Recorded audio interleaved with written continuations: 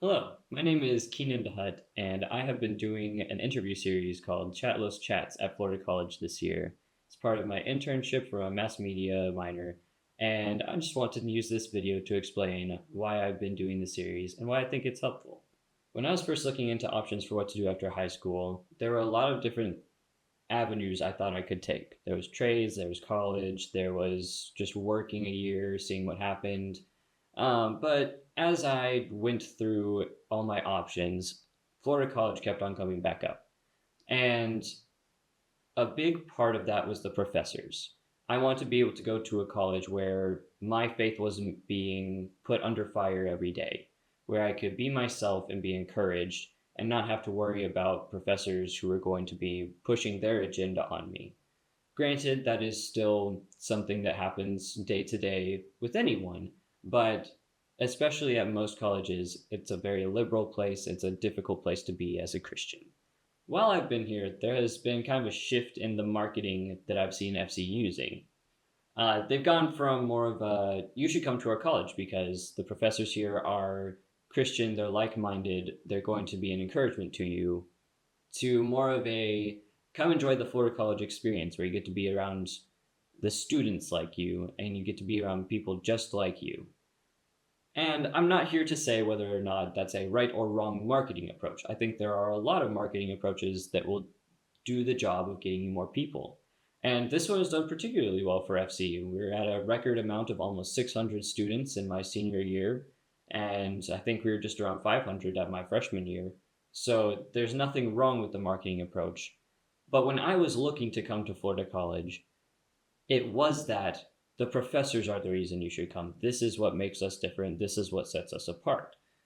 And I think that that's really important because when you're focusing on just it's the experience, it's the people like you, it's the other students, it's your peers, you do lose that focus on the professors, on the people who have more experience both in life and education, and they have so much to give us. And we're doing ourselves a disservice if we just focus on the people just like us, just our age. And I think that I wanted to show just how amazing these professors are. So, in my last year, I was trying to figure out what all am I going to do. I knew that in this spring semester I was going to have an internship for my mass media credits. I needed three more, and I had taken most of the classes that would actually be helpful to me, at least that I thought. And so I talked to Zach McCrae, my advisor in the mass media side. He's also the head of mass media, and I would consider him a very good friend. He talked me through a few scenarios we could do, and we ended up going with an internship. And I started it at the beginning of the school year, so this has been a year long thing that I've done off and on. And the goal of the series was I want to take some of my favorite professors and some of the professors from other departments and show how skilled they are and how amazing they are, how thoughtful they are, how much they care about me and all the other students.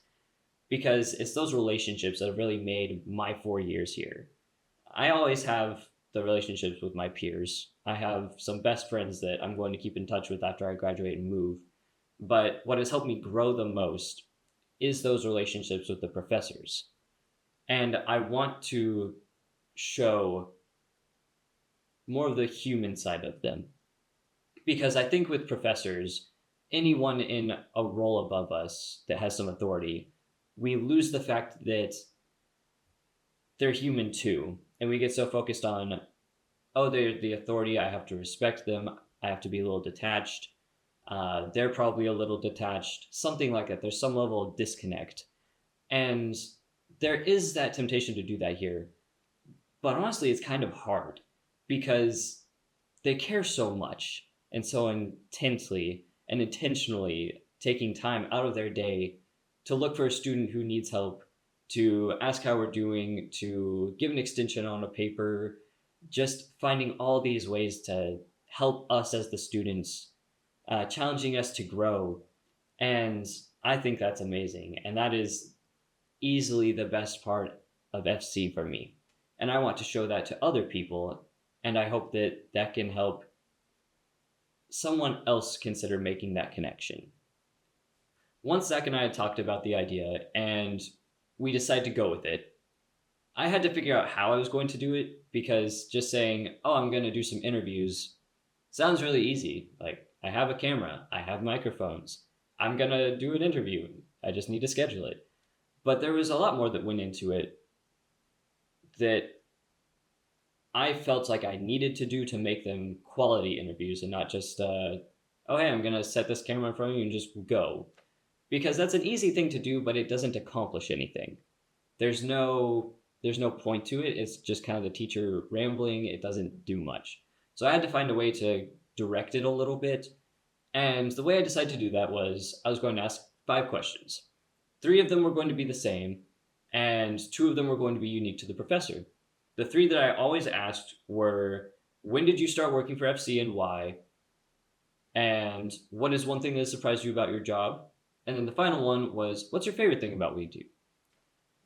The other 2 are always more specialized, sometimes to the department, sometimes to the professor specifically.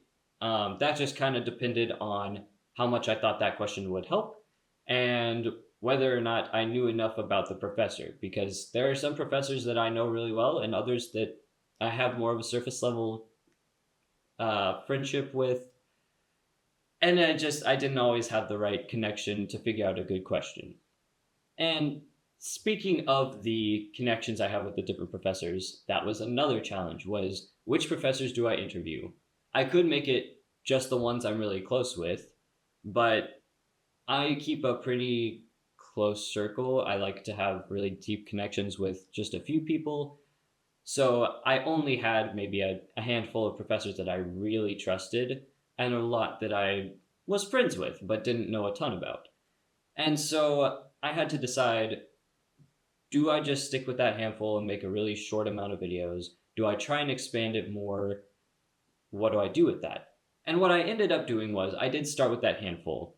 So I started with Dr. Ward, who is probably the professor I've connected with the most recently over the past 2 years. And I just went onward from there. I went to Dinsford, I went to Benson, Molly Taylor, and then I started expanding out more, and I was trying to hit the different departments. So I had Bible, I had music, I had business, and I just kept expanding. And I thought that was really cool to show there's these people in this department that have all of this knowledge and care so much, but at the same time there's this department over here, or this professor over here. And it was just amazing to see the kinds of similarities and differences throughout all of the interviews, because there were differences. Like, it's all different people, everyone's going to be different, but throughout every interview there was similarities, which I'll talk about when I get to the questions. So the people that I have interviewed up to this point, which I just finished last week, the last video came out today with Josh Jones. I have interviewed Nathan Ward, who is Bible faculty. I've interviewed Jason Longstreth, who is the chair of the Bible faculty, I believe. Mike Benson, who is the dean of students. Brent Dinsford, who is one of the business professors here. Molly Taylor, who is a music professor. Josh Jones, who is the head of administration. And Jeannie and David Ballantyne, who are dorm parents, and Jennifer. So now getting into the interviews and my thoughts on them after I've finished them all. Starting with the personalized questions, I think those are a little easier to do general analysis of. There were a few thoughts going into those. I'm not going to talk about every single personal question that I asked or specialized question, but more of the thought behind them. My hope with them was first to get the professors to relax. Give them something that either they enjoy talking about or know a lot about, so they can get into their element and feel more comfortable. Because I am taking a camera into their office, into their personal space, and then going, hey, perform for my camera, please. And that's uncomfortable. Most people, I would say almost every single person, when you put them in front of a camera, will get uncomfortable. It's happening for me right now. I'm not used to being on this side of the camera, but we're working with it, and I'm really enjoying it. So the goal with the first or the second and fourth question is what they were, was to get the professors to be able to just get in the moment, get in the flow. I always was sitting facing them like this, so I was always off camera. So they were looking at me, they weren't looking at the camera, and I was trying to engage and just talk with them. So giving them those personalized questions about, hey, how about this specific class that you teach? What do you think about that? How do you do that? You know, what's your favorite class that you teach? What's your favorite subject? Stuff like that. It just helps the professor feel more at ease and enjoy the interview a little more. It also makes them feel like it's an interview unique to them. Because if it is a lot of general, what's your favorite thing that you do here? And how come you started working here? Like, those are very general questions that I do think need to be asked for an interview, but it's not personal, and they can tell that. So, giving them some questions that are special to them. I think that for Dean Benson, one of the ones that I asked him was, you you have this position of authority where you're trying to enforce rules and keep the student body, in line, which means you have to punish them sometimes when they step out of line. But you also probably have relationships with that student. How do you kind of balance that?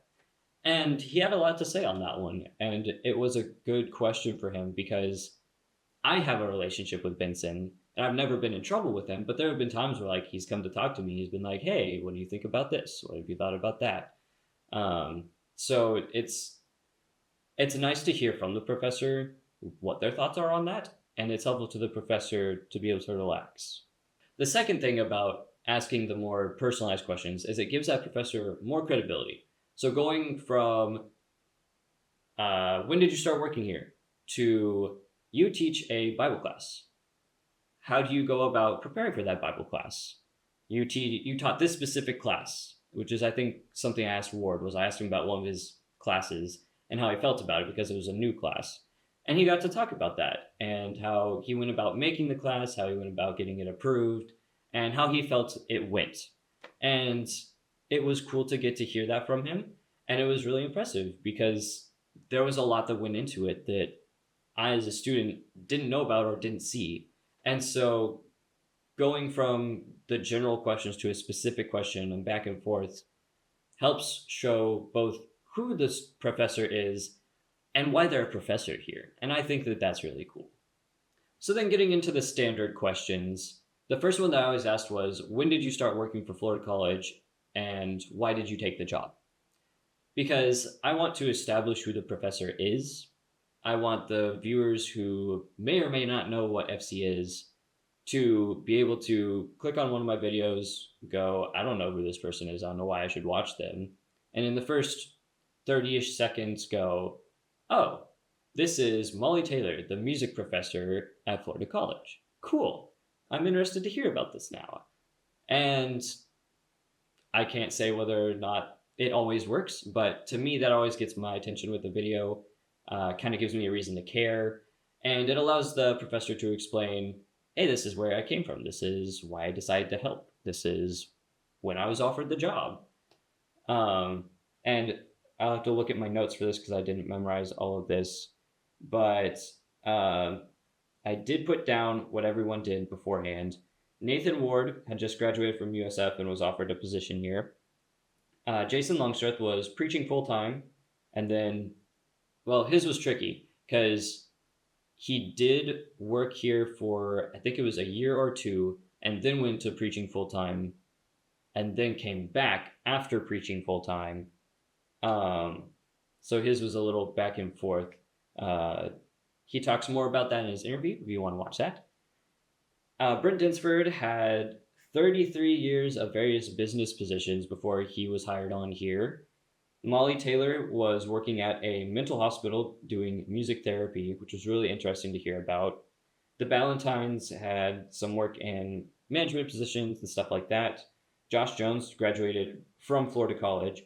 And Mike Benson was one of the education professors before he became the dean of students.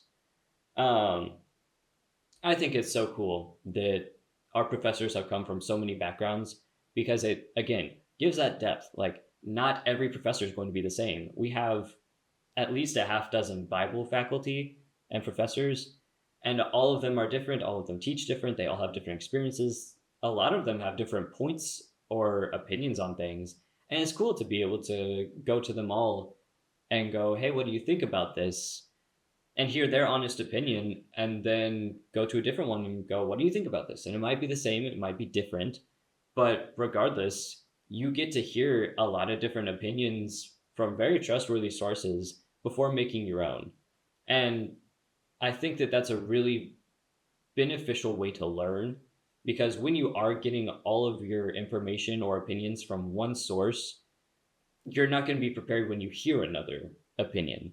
And so to be able to be here at Florida College and get all these different opinions and uh, their backgrounds and hear their experiences and then compare that to your own and see what makes sense to you, I just think that's amazing for every student to grow with. Then the second question, which is more of an open question, admittedly.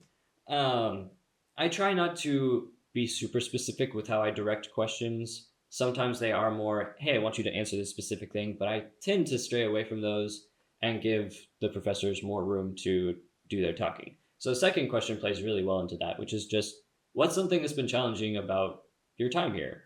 Or something that surprised you about your time here? I think is how I actually word it. And there's been a lot of answers to that. There's a lot of variety. Sometimes it's, oh, well, the student relations were different. Oh, the faculty relations were different. I didn't expect this specific challenge for my time management. And there hasn't been one standard answer for this question. It's pretty unique to the professors, which I think is really cool. I really enjoy hearing from the professors what they've had to grow in, what they've had to change, where they've had to make some tweaks as they've been going through all of their time here. And I get a kick out of hearing that I'm not the only one who has challenges, because I'm I know that there are challenges everyone goes through.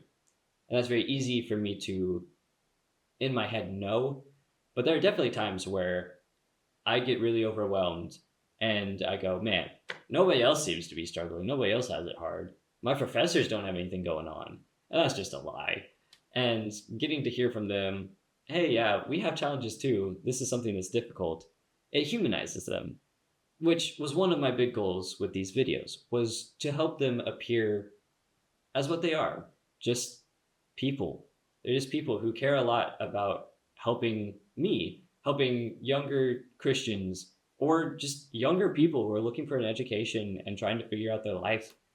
And to hear from the professors, yeah, we didn't have it all figured out. Yeah, we still don't have it all figured out.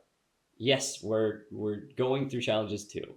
It's really reassuring, because then I can go, oh, well, yeah, I'm stressed about finding a job after graduation, but it worked out for my professors, and there were people that helped them. I have people who will help me. It'll be okay. I can trust God. And I really appreciate that background that they have, where they've gone through whatever challenge it is, or maybe they're going through it, but they're still doing their best. They're still trying. They're still here for us students. And that helps me keep going. So then the last question that I asked every professor was simply, what's your favorite thing about what you do here? And there was almost unanimous agreement on this one. Josh Jones was the outlier who talked about the encouraging experience, which that has been the big push recently, so it doesn't surprise me, since he got hired just recently, that that's been what he's really focused on, is that good experience with his coworkers. He mentioned always being encouraged at, oh, I can pray with this person. Oh, I can go to this person. They'll help me read through the Bible, or trust in God more, or just encourage me. And I think that that is really valuable. Every other professor that I interviewed said the students. And they had some variety in there. It wasn't always, Oh, it's the relationship with the students in the class. Oh, it's the relationship with the students out of the class. But it was always the students. They're here for us. They're here for the students. They're not here for the pay. They're not here to show their knowledge. They're not here to show off. It's they're serving us. They're going out of their way to work at a small private college for a lower budget in order to help us students, to give us the encouragement and the experience and just to be here for us, to help us grow. And I think it's amazing that they care so deeply that they're able to sacrifice a lot to be here. Even beyond the budget constraints, there's also the time constraints. One of my roommates and my best friend, Matthew Deschler, has gone to USF to get his degree. And one of the very first things that he mentioned to me was just how wildly different it is in terms of interacting with people. Here at Florida College, we have that 500 to 600 students. It's really easy to recognize, if not know, everyone on campus. And so as you're going around, you're just going, oh, hey, it's that person over there. Oh, hey, that's my friend over there. Hey, there's that professor that I know. And USF has thousands of students, which means they have, I would guess, in the hundreds of professors. And you can't be personal with that. There's so many students influxing through all those classes that the professors have, they can't afford to be personal.